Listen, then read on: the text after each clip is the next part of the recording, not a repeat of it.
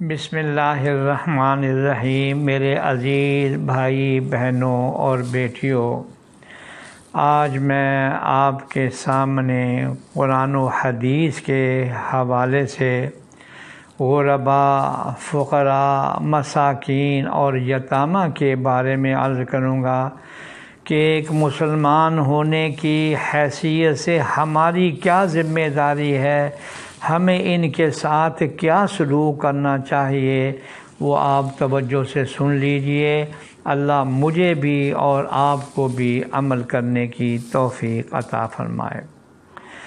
سورہ معارج 29ویں پارے میں اللہ جل شانہ کا ارشاد ہے، جن کے مال میں مانگنے والوں اور نہ مانگنے والوں دونوں کا حصہ مقرر ہے، یہی لوگ جنت میں عزت و اکرام سے ہوں گے۔ اس آیت مبارکہ میں اللہ تعالیٰ نے واضح فرما دیا ہے کہ تم ان غریب غرباء کو دے کر کوئی احسان نہیں کر رہے ہو، بلکہ اللہ نے تمہارے مال میں ان کا حصہ مقرر فرما دیا ہے۔ قرآن مجید میں ارشاد باری تعالیٰ ہے، نیکی صرف یہی نہیں کہ آپ لوگ اپنے منہ مشرق اور مغرب کی طرف پھیر لیں، بلکہ اصل نیکی تو اس شخص کی ہے جو اللہ پر، قیامت کے دن پر، فرشتوں پر اور آسمانی کتابوں پر اور پیغمبروں پر ایمان لائے، اور مال سے محبت کے باوجود اسے قرابت داروں، یتیموں، محتاجوں، مسافروں، سوال کرنے والوں اور غلاموں کی آزادی پر خرچ کرے۔ یہ وہ لوگ ہیں جو نماز قائم کرتے ہیں، زکوٰۃ دیتے ہیں، اور جب کوئی وعدہ کرے تو اسے پورا کرتے ہیں، سختی، مصیبت اور جہاد کے وقت صبر کرتے ہیں۔ یہی لوگ سچے ہیں اور یہی لوگ پرہیزگار ہیں۔ اولئک الذین صدقوا واولئک هم المتقون، سورہ بقرہ آیت نمبر 177 ہے۔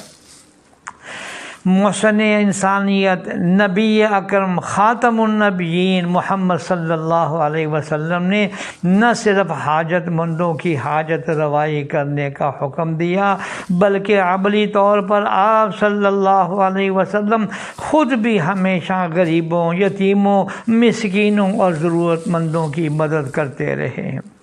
آپ صلی اللہ علیہ وسلم کا فرمان ہے کہ حاجت مندوں کی مدد کے لیے میں مدینہ کے دوسرے سرے سے ایک سرے سے دوسرے سرے تک جانے کے لیے تیار ہوں۔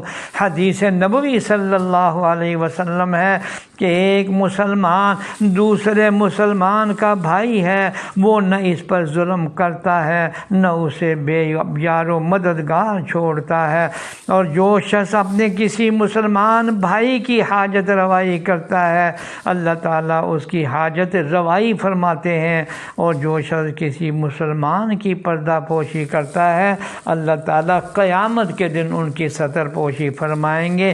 یا اللہ ہمیں صحیح سمجھ عطا فرما، اور یہ جو حقوق غرباء، فقراء، قرابت داروں کے ہیں، اللہ جی ہمیں ادا کرنے کی توفیق عطا فرما۔ آمین یا رب العالمین۔